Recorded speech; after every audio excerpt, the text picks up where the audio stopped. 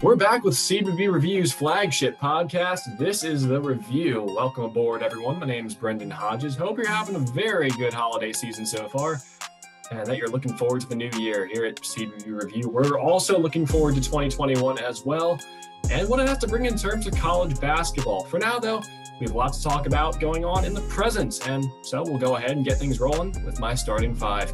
And pardon this take, if you will. It may ruffle some feathers in the animated television show community, but I got to say that one of the best animated shows of all time has got to be Star Wars: The Clone Wars. If you haven't seen it, watch it.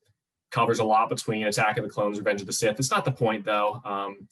The point is that when a series was introduced, it was a 90-minute special. Not a lot of people liked it, but there's a line from it that sticks with me and relates to what I'm talking about today. It's a line from one of the newer characters in the series, Clone Captain Rex. He's talking to Anakin Skywalker's new Padawan Ahsoka, and he says that in his mind, in his opinion, experience outweighs everything. Now, keep that in mind as we move on, because this year in college basketball, there are two teams that are being defined by that line. One is experiencing it the hard way, one in a really good way. Let's start with the bad one, though. Kentucky. They're 1-6. They've lost 6 in a row. And the biggest reason for that, in my eyes, they have 10 players on the roster who weren't on the roster last year. Everybody who was there last year, gone. Their first 6 guys that come off the bench to play, their starting 5, their 6th man, 4 true freshmen, 2 grad transfers.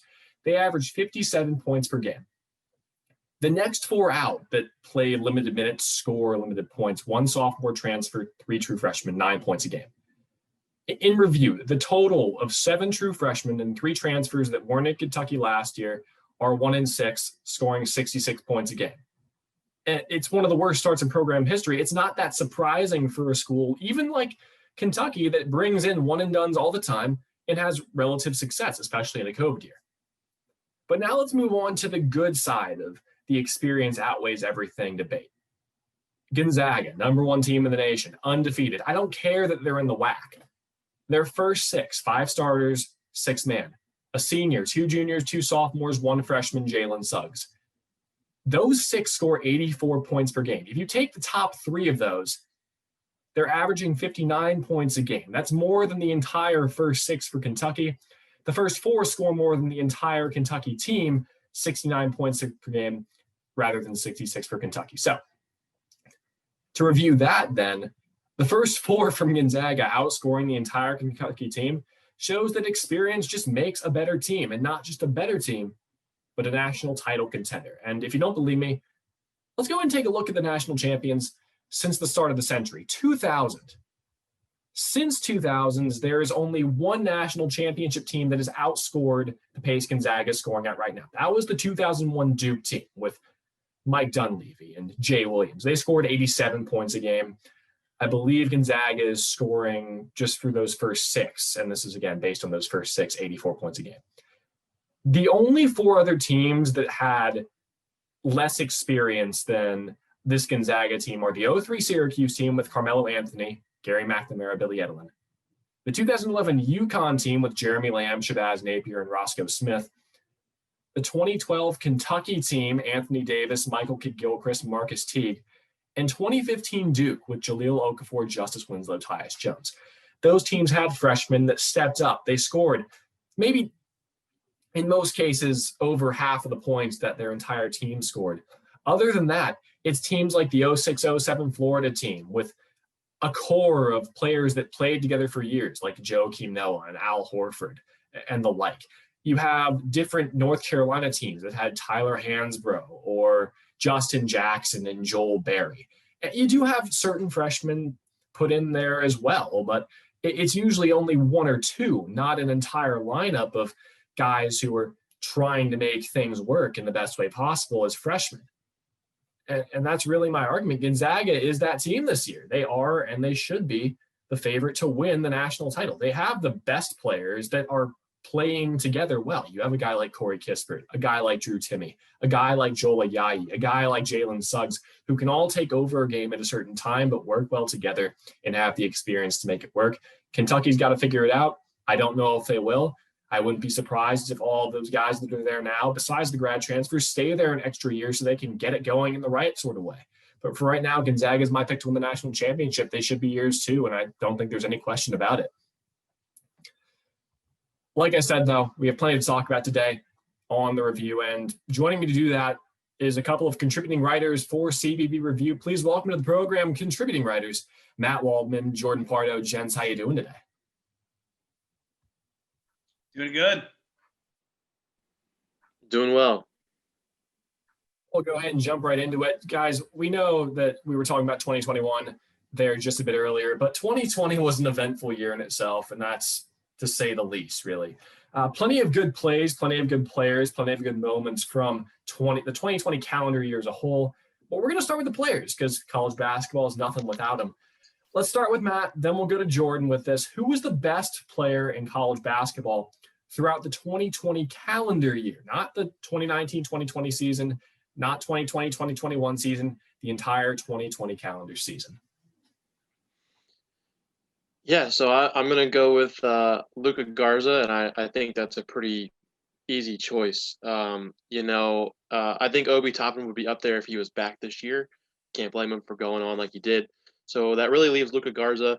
If you look at what he did just in 2020 from the prior season, 27 points per game last season during that stretch, and that's in the Big Ten. There's no non-conference play once you get to January, February. And then you look at what he's doing so far this year. He's almost averaging 29 points per game through Iowa's games so far, and he's got 10 rebounds a game. So he's averaging that double-double. He was almost there doing that at the end of 2020, the 2019-2020 season. And so, I really don't think there's any question. It has to be Garza. So unfortunately, I disagree with that Luka Garza pick. I'm going to give it to Obi Toppin. The man was a beast. And it really showed. He was a consensus All-American. He averaged 20 points and 7.5 rebounds. He shot 63% from the field. The man was a certified baller. And just the way that he dunked, the way that he was so electric, how could you not pick him to be the best player of the calendar year? Well, I guess naturally I have to ask you that I don't believe they played against each other throughout the course of the 2019 season. But if they were to be playing against each other, say, tonight on a neutral floor, who would you take, Garza or Toppin? Just keep going in the same order, guys. We'll go. You want to go first? I feel like it really depends, and maybe this is just me, but you have Iowa looks pretty much the same from last year to this year. I'm a Toppin fan all the way. I'm a big mid-major guy, so I was all about Dayton last year. So my gut would probably still go Toppin if they're going to match up together. Like I said, unfortunately for Toppin, he went the NBA route, which again I can't blame him for that. So Garza's got the overall stats throughout the entire calendar year, but I would pick Toppin. Yeah, I give it to Toppin as well. Just being athletic like he is, shooting the way that he did, got to give it to Toppin. Oh, pretty subtle debate there with people agreeing on some things, some not so much. But I think looking forward to 2021, there are plenty of other players that we could say could take the cake for the 2021 calendar year. But we all know Luka Garza has been one of the best players in the country so far in the 2020-2021 season. Is there a dark horse candidate, though, that you think could steal that from him going into the latter half of this college basketball season? So, I kind of looked at this dark horse from a sense of just someone who has been consistent, kind of under the radar from last season, 2020, into this season, latter half of 2020. And I went Colby Ross at Pepperdine, somebody that I think kind of gets overshadowed with all the Gonzaga love, and they're getting the love rightly so.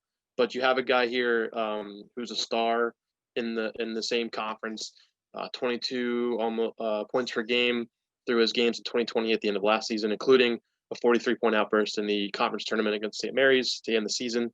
And he's right picking up where he left off, 19 points per game. And on top of that, averaging over 7 assists, both at the end of last season into this season. So just somebody I think needs a little more love than what he gets. Yeah, I'm gonna go with Scottie Pippen Jr. I mean, his mom is in the news all the time now, and I think it overshadows his game a lot. Uh, you know, he's gonna get a lot of opportunities. He's improved the scoring from 12 points per game to 23 points per game, and I think he's somebody that people need to start talking about more, for sure. Well, we can debate players all we want. At the end of the day, though, they're the ones doing the playing, and I don't think any of us are athletic enough to be in their shoes. So we'll leave the debate to them playing on the floor. We'll move on, though, to the news. Since we last saw you, Matt Majinski, of course, hosting your episode last Thursday. I'm back, though. Thanks, Matt, for filling in for me that day.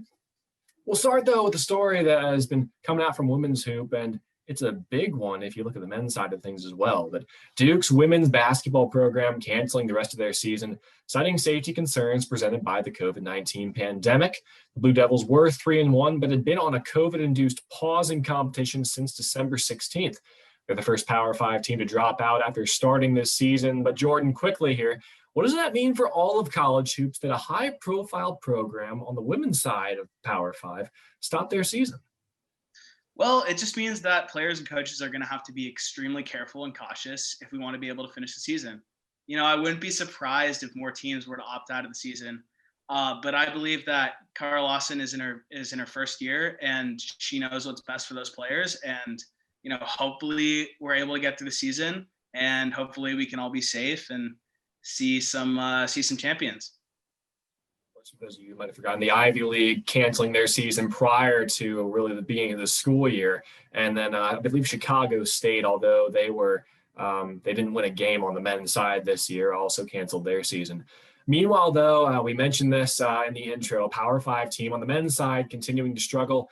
62-59 loss to rival Louisville on Saturday has Kentucky down to 1-6. They've lost six straight guys since their opening season win, and are 1-6 for only the third time in program history for all of those college basketball buffs out there. The only other two times that happened, 1911 and 1926. So, Matt, how worried should Big Blue Nation be now that their struggles have extended to mid-December, almost to January?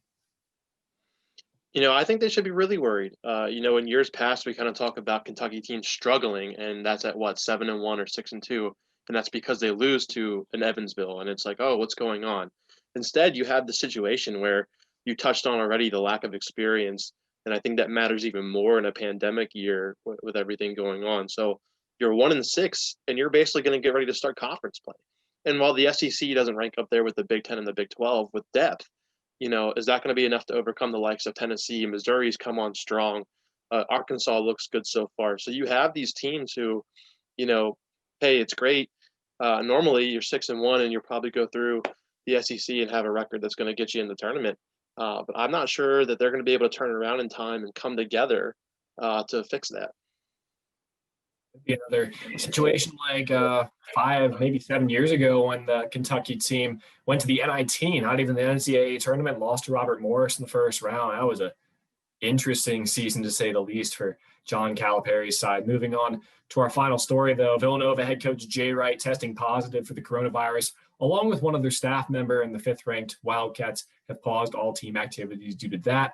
Their games up to January 2nd have been postponed, but their games against DePaul on January 5th and Marquette on the 8th have yet to be changed. For both of you guys, how do you see this affecting Villanova? We'll start with Jordan, then go to Matt. Yeah, so Jay Wright is obviously one of the best coaches in college basketball, and I really don't see this affecting the team that much. Their upcoming games are against the bottom half of the Big East, and I think that they'll use those games to get back into their rhythm when they come to play teams like Creighton. This might be a blessing in disguise because they'll get some time off. Maybe they'll get a little healthier, and maybe they'll go and win the Big East. Yeah, I'm kind of in agreement in the fact that I don't think it's going to affect them much. Partially, you're coming off a holiday break as it is. A lot of teams take some time off around this time of year, so you might get a little bit of an extension, maybe an extra week with the games that might have to get pushed back. But the Big East has done a great job already of being able to reschedule on the fly. They've had plenty of other teams that have had their issues as the season has gone on. So compound that with Jay Wright being a great coach, as already mentioned, I think they'll be just fine. Biggest stories in college hoops since we last saw you. We're going to go ahead and take a quick time out and regroup. Coming up next, though, we'll discuss which programs had a great holiday as well as the best college hoops moments of 2020. So go ahead, stay with us here on The Review. We'll be right back.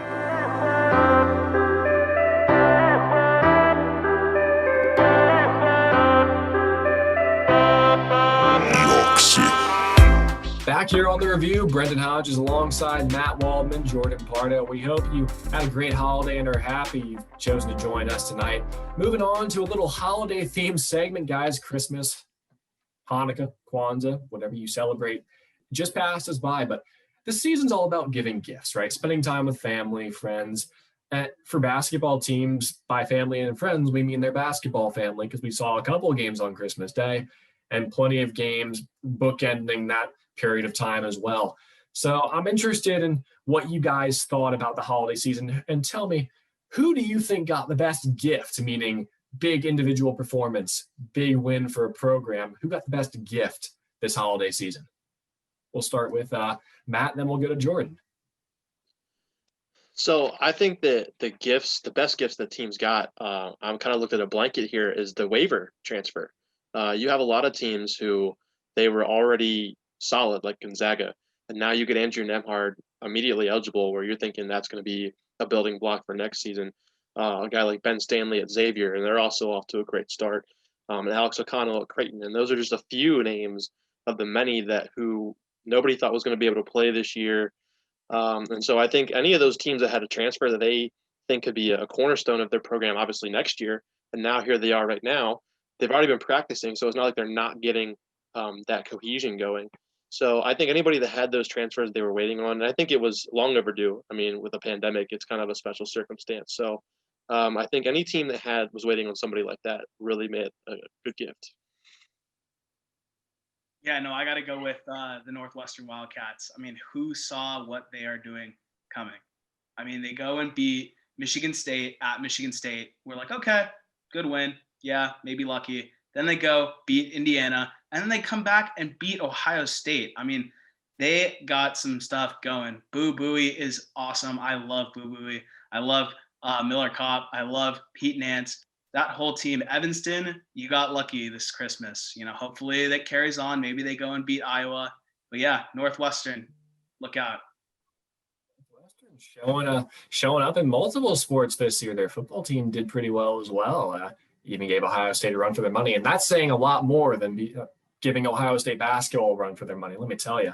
Well, I can say that we're all hoping 2021 is a gift we've all been waiting for other reasons than basketball. But you got to say there's going to be plenty to see when 2021 comes around. The NCAA tournament, hopefully, cross our fingers that it happens this year, as well as the upcoming basketball season 2021 and 22. But college basketball is just great for the moments and all of that. We're going to move on, though, to our second topic of the day. We've already talked about the best players of 2020.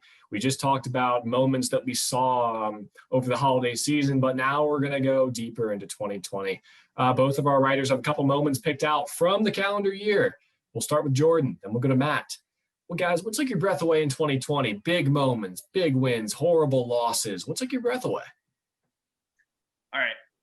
I got Thomas Snaxley, the Jacksonville State team manager, coming in last game, making that three from 37 feet deep.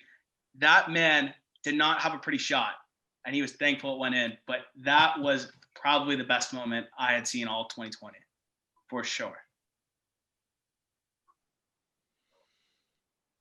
Yeah, that's definitely up there as one of the great ones from this past year. I went same kind of end of season thing, but at Vermont, I think one of their last games against Albany, you have Josh Spidell, who he was supposed to be this highly touted recruit for the Catamounts a few years ago, got in a horrific car accident, and that completely changed, his ability to play basketball and everything else. But they kept him on scholarship, honored that, and they worked out an agreement with Albany at the opening tip after the Great Danes got their first bucket.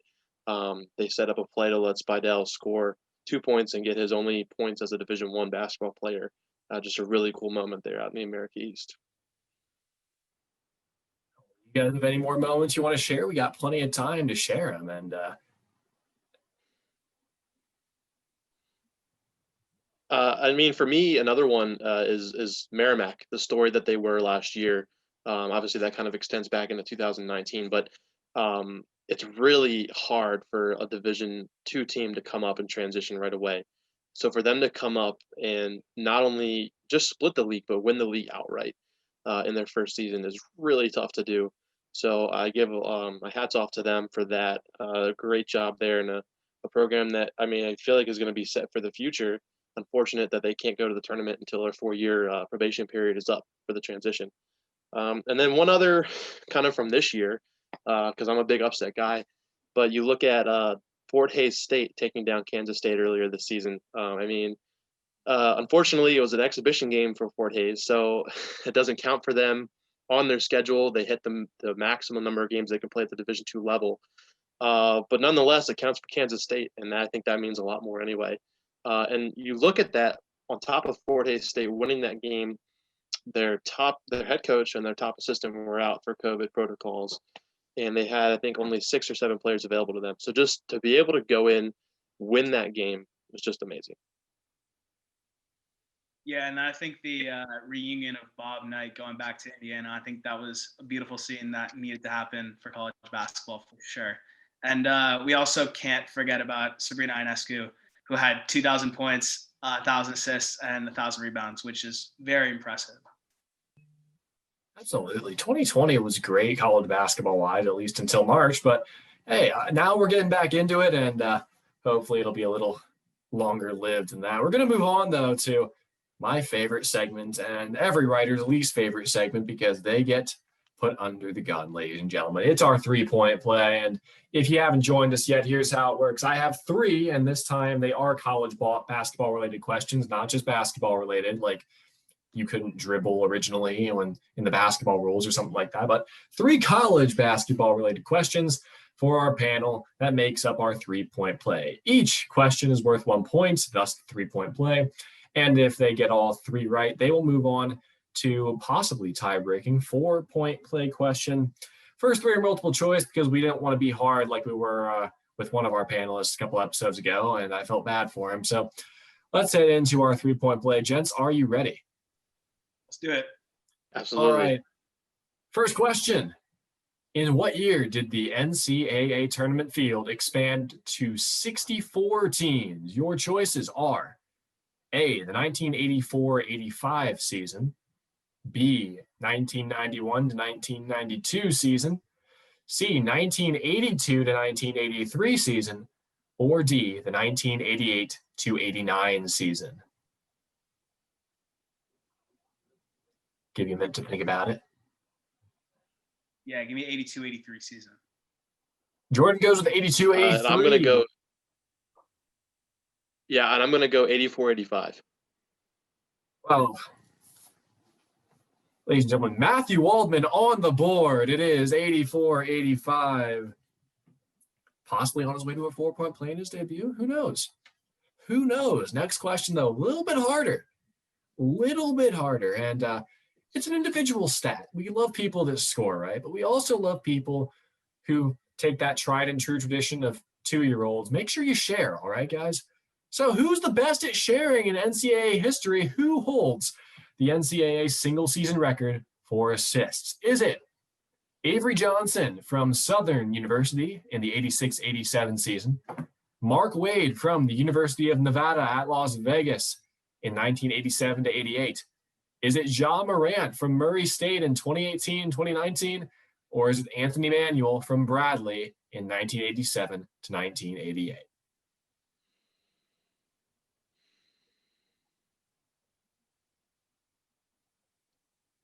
I think I'll take Anthony Manuel there, Bradley.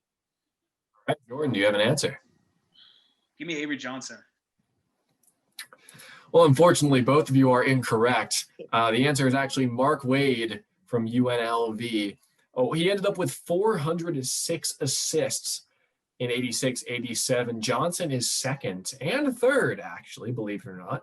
At least I believe that is what I found on Sports Reference this morning, but I digress. We'll move on to the third question of our three-point play. Another record, actually, and this one in the NCAA tournament, though. Who holds the record for most points scored in a single NCAA tournament game? Your choices are Pete Maravich, Christian Laettner, Gail Goodrich, or Austin Carr.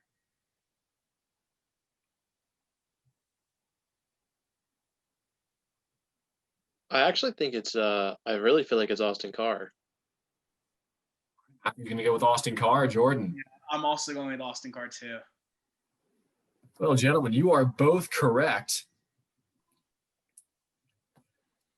We're going to go, well, Matt's got 2 here. Jordan's got 1. And usually I wouldn't be this nice, but we're still in the holiday season. And I'm going to have to start being harder on people because I don't want to waste. Well, I'm going to have to find better 4-point play questions too. But this one relates to the third one. So I'll go ahead and give it to you, if not just to spite Matt Majinski for having been in this twice already and wanting people to catch up to him and beat him.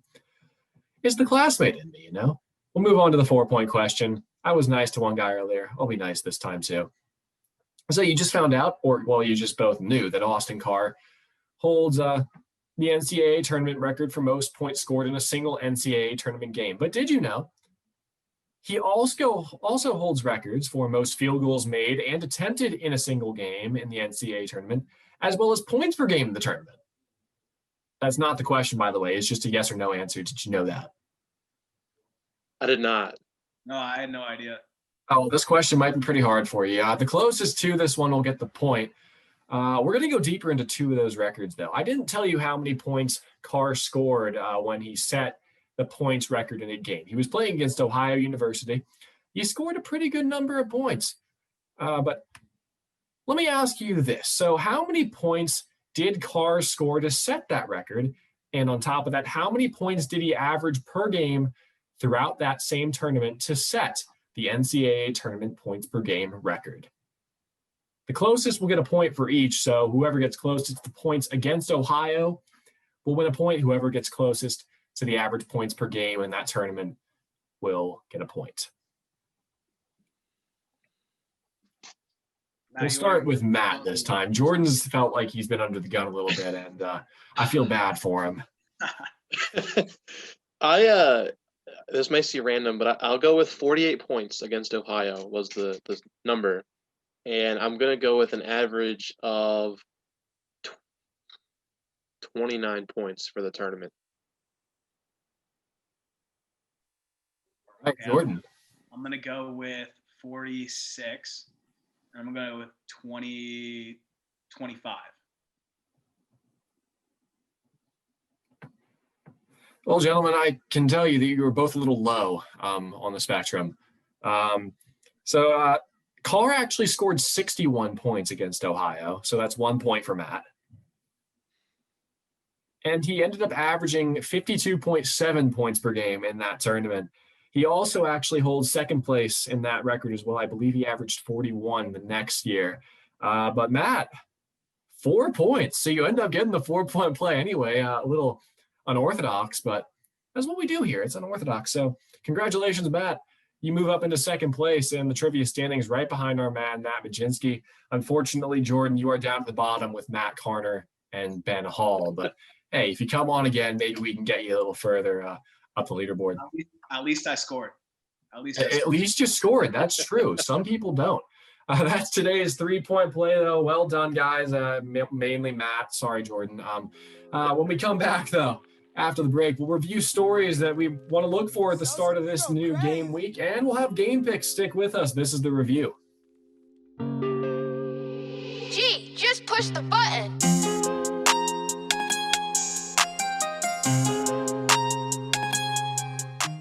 Back on the review, Brendon Hodges and company bringing today's show to you during the holiday season. It's been a good day so far. I'd say so, wouldn't you guys? Yeah, absolutely. With that 4-point play. Got some nods. But we've been looking back on 2020 so far. We're done with that. Now we're going to focus on the present. 2021's right around the corner. And we got a ton of things we're looking for going into the new year this week. We have Tuesday, Wednesday, Thursday of basketball before our next episode. And all our writers tend to have things they're looking for throughout the week. And I always love hearing them. Here are the stories to watch this week. We'll go ahead and start with Matt, and then we'll go to Jordan. Yeah, so I think the first thing that I'm really looking for is you have a lot of conference play starting up. And so the first is the Atlantic 10. You have a lot of teams there that are really looking strong. Richmond's kind of faded a little bit, but I don't think that they're going to fall that much further. St. Louis has been up there, and then you kind of look at the depth of the league. St. Bonaventure, VCU, Rhode Island, Dayton, Duquesne. I mean, you have half the league that thinks they at least have a shot to make the tournament. And so really it's going to come down to this point, how they do against each other. Maybe they vulture each other, but you have some great matchups coming up here on December 30th when they start up. And it's just going to be a grind all season. So I'm really going to look at the beginning of Atlantic 10 play and who's going to get themselves off on a good foot. And the other thing I'm looking for with the shortened season is it's realistic that a few teams may end undefeated.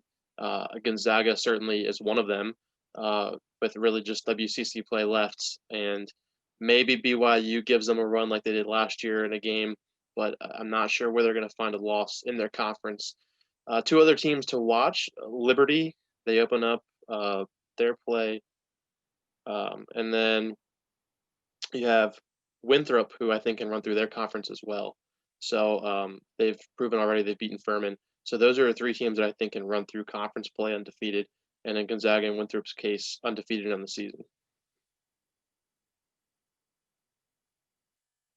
Yeah, so as I alluded to it before, I'm looking at Northwestern, and I just want to see, if they can truly pull off another upset against Iowa. That Big Ten is very competitive. Northwestern, Iowa, Ohio State, Michigan, there are a lot of teams that think they can win the Big Ten. And I just really want to see, the magic in Evanston. I also want to see how Kentucky rebounds. What they do in SEC play. I think it'll be very important moving forward with Calipari and just the whole Kentucky vibe. Just, what they're about if they can rebound after playing so poorly in non-conference. Those are the stories that you should watch for this week. But now, of course, we got to talk about some games because those are the things you're actually going to watch for, and probably not the stories at all. But we do it because we like it. We'll head to the game picks section. Plenty to look at here as conference play is starting up, like we've mentioned. And we picked out a dozen that we think that you should probably keep tabs on this week. Some mid-major, some Power 5 or Power 6, if you want to call it that. And here we are, gents. I need a winner and I need a score. Matt's going to go first, followed by Jordan. We'll just keep it going, all right? Give a little insight, give your score, give your winner. We'll start with ACC play. Florida State, 18th ranked in the country. Heading to Clemson. Usually a pretty good football matchup. Will be just as good a basketball matchup. Yeah, I'm going to take Clemson in this one. I'm going to go 75-70. Defensive numbers are in Clemson's favor, and kind of a bad taste in my mouth with Florida State's last performance against UCF. So I think Matt was reading my mind with the score. I also had 75-70, but I have Florida State winning this one. There we go. We'll move on to the SEC. I believe we have some ACC stuff coming up later as well. Texas A&M, LSU, both 5-1. A pick, a game that actually got added to the list late. Matt Majinski telling me it was an interesting game. Wasn't paying much attention to it, but we are now. Is it the Aggies or the Tigers that are going to win this one? I'm going to go ahead and take LSU. I think A&M's gotten off to a decent start this year, but I think the Tigers are the better team, and they're going to show that. 81-70 LSU.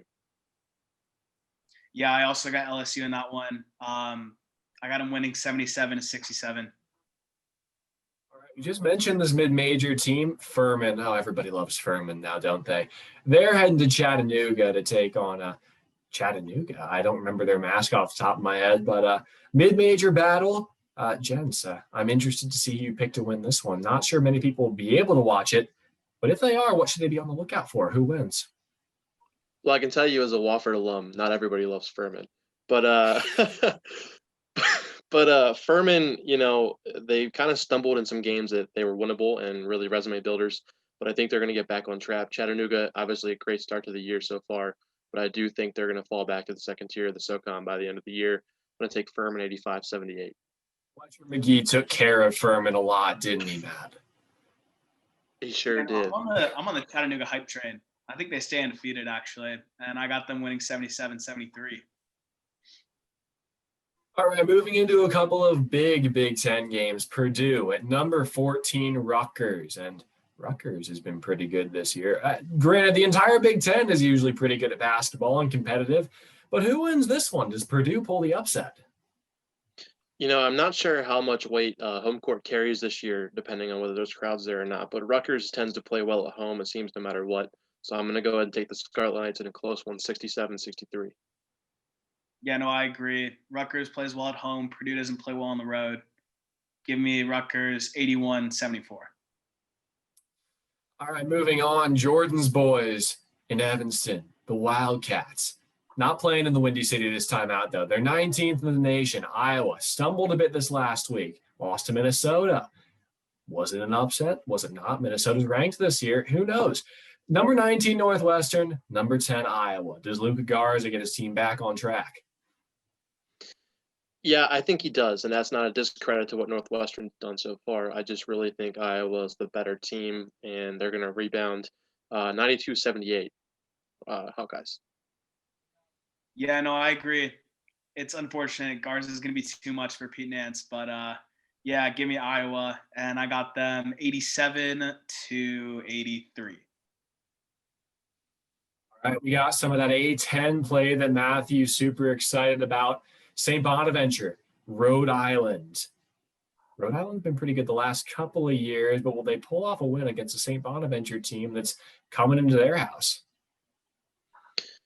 Yeah, I think the Bonnies are a little under the radar just because of the love that Richmond and St. Louis have gotten so far. But I think they're just as capable of getting that at-large bid, better than some of their other A10 friends. So I'm going to take the Bonnies in a close one, 71-66. Yeah, no, I got Rhode Island. I think they're actually going to get that at-large bid. But I got them 73-68. Speaking of the Billikens, the hometown squad for my town, St. Louis, Missouri, they're playing host to Duquesne this week. And I'm wondering, who do you guys think takes this one? St. Louis, much improved, especially at the free throw line, which is their Achilles heel, I believe, maybe last year, maybe 2 years ago. But did they get the win here against Duquesne? Yeah, I definitely think St. Louis gets off on the right foot here. I've got them 81-73, and I think they've been the best team in the A10 all along with Richmond behind them. Yeah, no, I also agree. St. Louis, they played Minnesota really close. I got them, 82-75. All right, well, some Big East action going on as well. The Fighting Matt Majinskis, the Pirates from Seton Hall, go heading to Xavier for their Big East bout. Who's going to win this one? So, unfortunately for Matt, I am not picking Seton Hall. Xavier's looked really good this year. I think a lot better than people thought. And so, they had their first setback against Creighton, but I think they're going to bounce back here, 74-69. Yeah, I agree. I like Xavier way too much. Sorry, Matt, but don't fire me. I got Xavier. I got Xavier 74-70. You get paid for this? Do you think he can actually fire you? I mean, my goodness. Okay. SEC play, a team that we kind of expected to be at the top of the conference due to their history in the past couple of years, and a team that's been a bit of a surprise to pull a couple of major ranked upsets. Number 7, Tennessee. Number 12, Missouri. It's in Como, but who takes it? I'm on the Missouri hype train. They were off my radar, to be honest, as well. But I really like the way they've played. They've gotten some big wins, and I think they're going to take it. It's going to be close, 65-63. Yeah, no, I got Tennessee in this one. I think Tennessee is going to show their dominance, show that they are the best team in the SEC. I got it 67-65. It's going to be a close one. Possibility of two teams that can make a deep SEC tournament run, maybe even a pretty good NCAA tournament run. We'll move out to the Pac-12, though. Two unranked teams, one that people were really high on at the start of the season but have taken a couple of losses, and one that I haven't talked about really at all on this podcast, Arizona State visiting Washington State. Yeah, so this really feels like a game that, I don't know if I want to say make or break, but Arizona State's got to show something. And unfortunately for Washington State, it feels like they do this every year. They beat up on some lower teams, and they have this gaudy record of coming into conference play. I'm going to take the Sun Devils 72-62. I think they finally right the ship. Yeah, see, I can't take Arizona State. Big Arizona Wildcats fan, so I can't. I don't have it in me to pick Arizona State, even though they probably will win. Jordan, we are impartial analysts and media members here. There is no fandom. You don't see me wearing a Syracuse sweatshirt here. This is just I great. got my Arizona hat on here. Where is it? There it is. It was on the other side. There you go, right there. Yeah, no, I despise ASU. I can't. I cannot pick them. Fair enough. Yeah, split on that one. Split on that one. Back to the Big Ten, though. The Golden Gophers, Minnesota, flying high this week. Ranked 21 in the nation, actually. They're going up against a top 10 team, though. Number 6, Wisconsin. Again, a team that's kind of grinded out. Big Ten basketball, Wisconsin tough. Who wins it? Big rivalry, by the way, Minnesota-Wisconsin. I've experienced that firsthand. There's some bad blood there. They do not like each other. Just ask Ethan Happ. The Minnesotans who saw him at the 3x3 U championships in 2019 were not happy to see him. So who takes it? Minnesota, Wisconsin. Who you got? I'll tell you, I'm going to flip. I originally picked Wisconsin in this one, and I don't know if this is cheating from watching the games that have been going on, but I really think Minnesota is kind of on a roll here. And I'm going to flip. I'll go Minnesota 60-58. I like Wisconsin a lot. I think Michael Potter's awesome. I just think their team is really fun to watch. I think Marcus Carr is great, but I don't think he's going to be enough. I'm going to go Wisconsin 68, Minnesota 62. And finally, the last of our dozen games that we're picking tonight. Number 16, Michigan, visiting the team with the best flash mobs in the nation.